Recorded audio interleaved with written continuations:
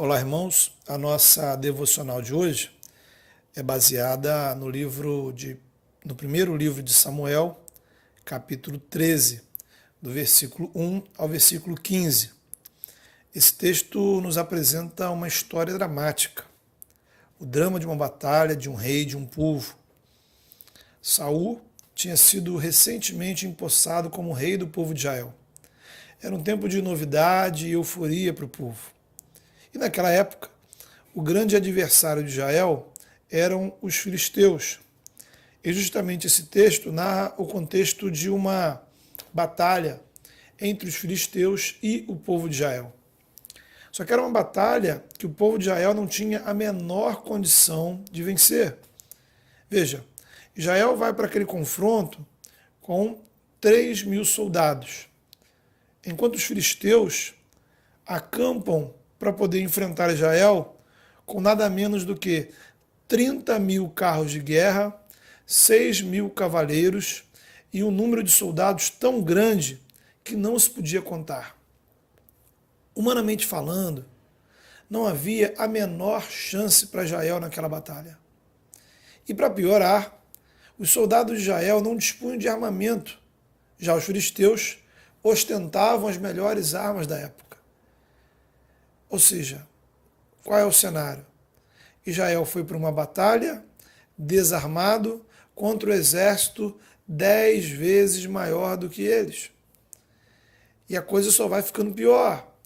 Porque quando os soldados de Israel olham para o tamanho do exército dos filisteus, ficam apavorados e começam a fugir. O texto vai dizer que os soldados que estavam do lado do rei tremiam de medo. E muitos começaram a abandonar o campo de batalha. Então, de repente, o rei se dá conta que está diante de um inimigo poderosíssimo, sozinho, praticamente sozinho. O que você faria se estivesse no lugar de Saul? Agora, veja, há um outro elemento nessa história.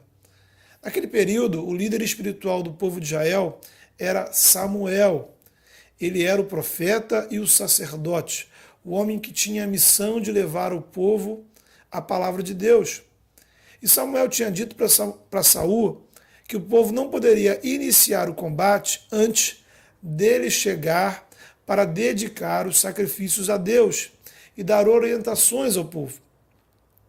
Então, Saul deveria esperar 7 dias até Samuel chegar. O exército de Israel não deveria fazer qualquer movimento antes de Samuel chegar. A princípio, Saul tomou essa orientação e obedeceu. Ele vai para o lugar que Samuel determinou e fica esperando. Passa um dia, 2 dias, 3 dias, nada de Samuel. O que você precisa lembrar? Durante esses 7 dias, Israel está na iminência de ser atacado pelos filisteus. Ninguém tinha combinado nada com os filisteus para eles esperarem 7 dias. E a cada dia que passa, o exército de Saul diminui. A cada hora que passa, alguém desiste. A cada minuto, aumenta o medo daqueles soldados. Ou seja, se havia alguma chance de Israel vencer aquela batalha, a cada dia, durante esses 7 dias, essa chance foi diminuindo.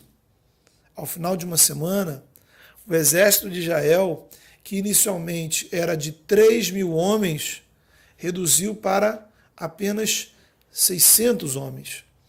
Enquanto isso, do outro lado, tinha um batalhão de mais de 10.000 soldados filisteus com a faca nos dentes, morrendo de vontade de matar o israelita. Imagine o que os soldados não estavam falando na cabeça do rei. Certamente tinha soldado dizendo para Saul desistir e voltar para casa, porque todos iriam morrer. Outros talvez diziam que eles deveriam ir logo para a luta, deixar esse negócio de sacrifício para lá. Alguns talvez dissessem, olha Saul, a coisa está feia, nem Samuel nem Deus poderão nos livrar dos filisteus. Finalmente, então, chega o 7º dia. As horas passam, nada de Samuel chegar. Podemos imaginar Saul o dia inteiro andando de um lado para o outro. E, enfim, tomado de ansiedade e preocupação, talvez já no final do dia, sem o menor sinal de Samuel, Saul decidiu realizar os sacrifícios. Os sacrifícios eram uma forma de pedir a Deus que abençoasse a batalha. Quando Saul acaba de realizar o sacrifício, Samuel chega. O texto diz que quando Saul avistou Samuel, Saul vai ao encontro dele para saudá-lo.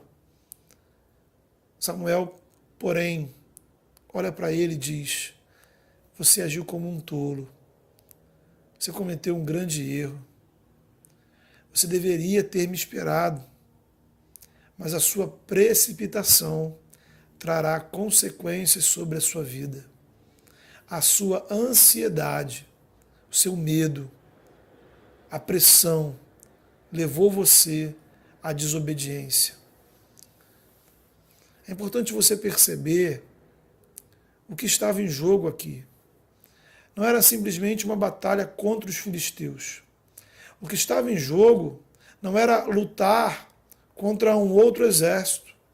Os filisteus não eram ninguém diante do poder de Deus.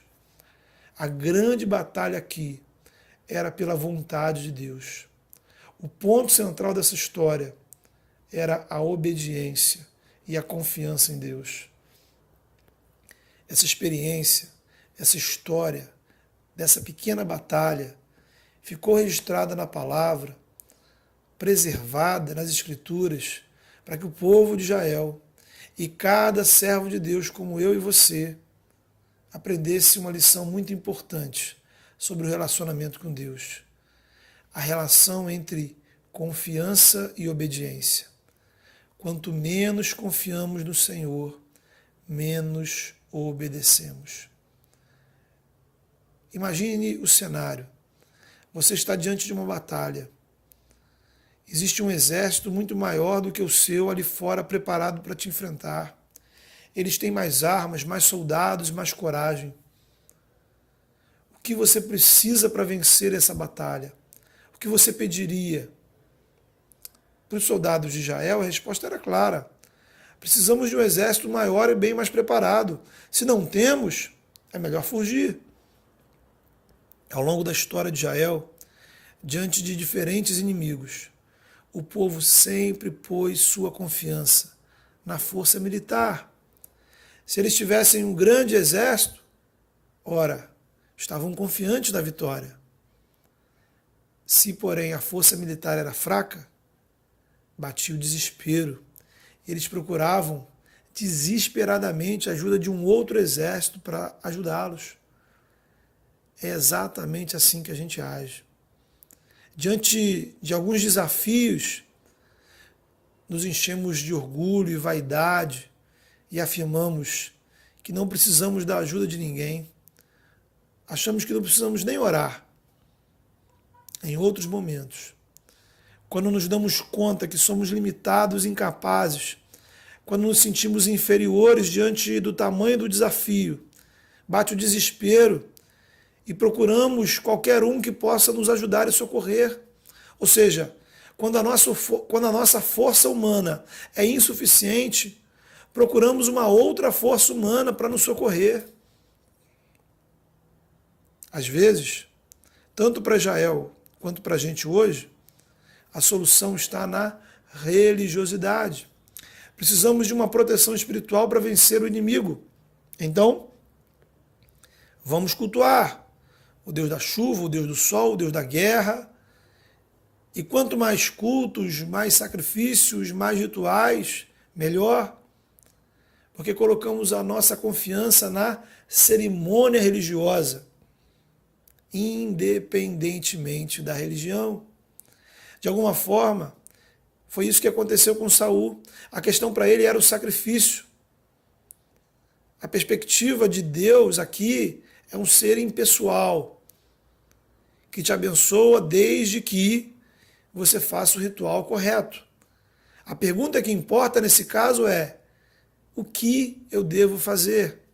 Matar um animal? Orar em um monte? Fazer 7 jejuns? Dobrar o dobro do dízimo?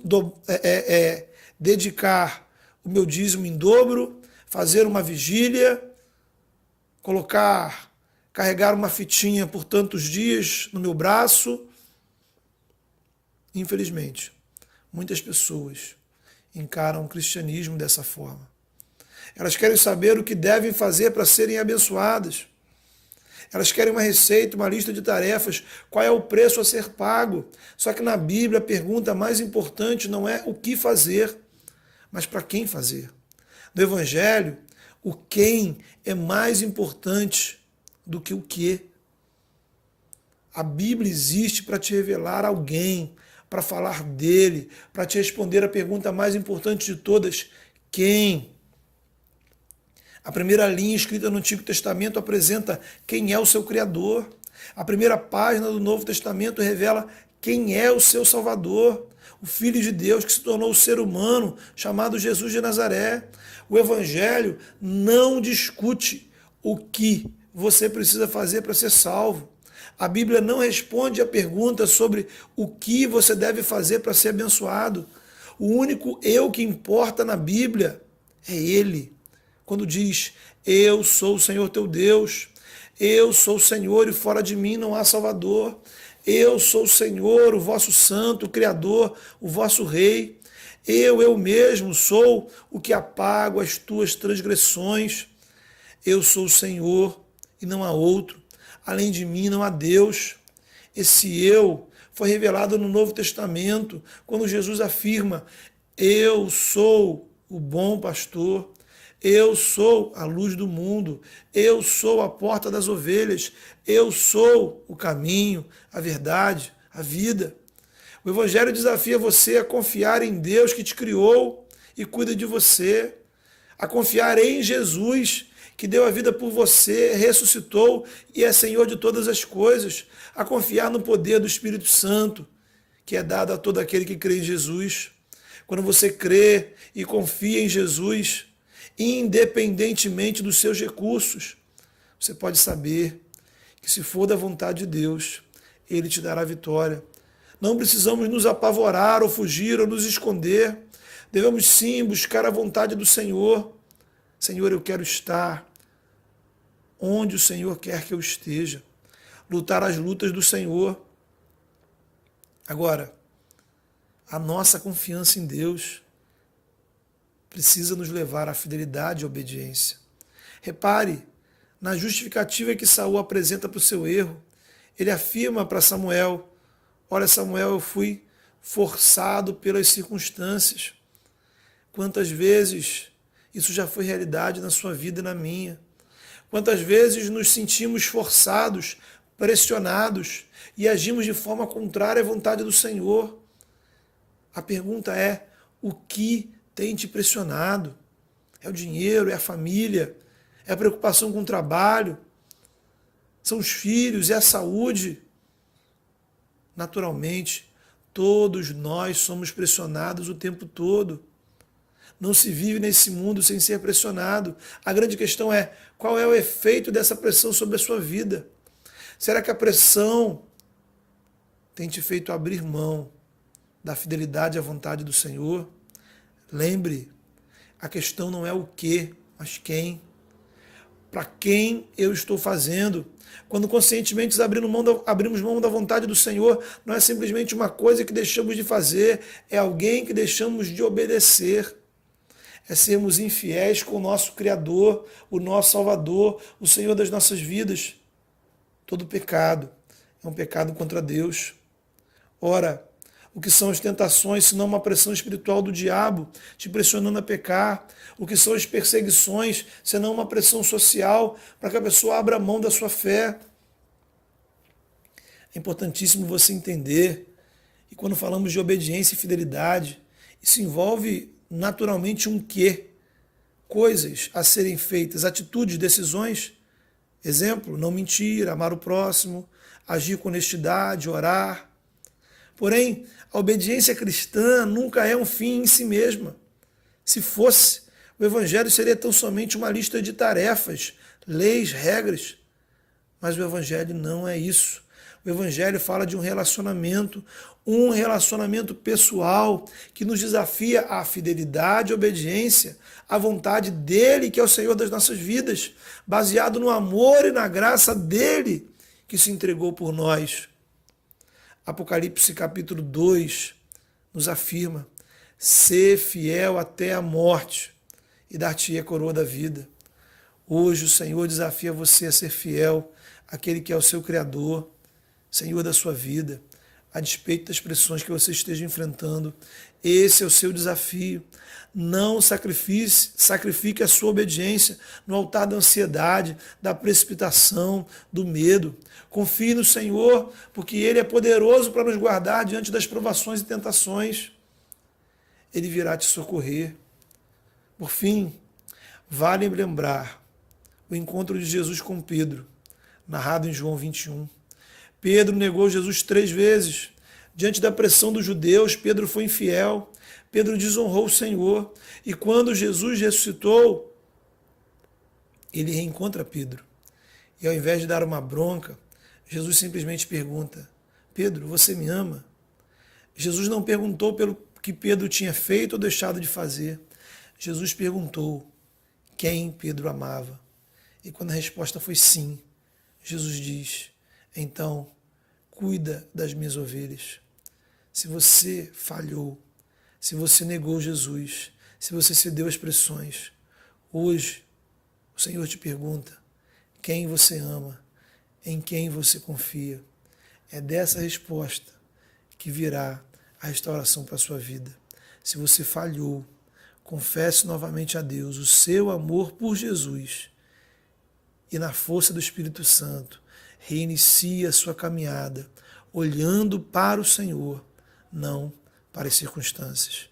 Deus te abençoe. Amém.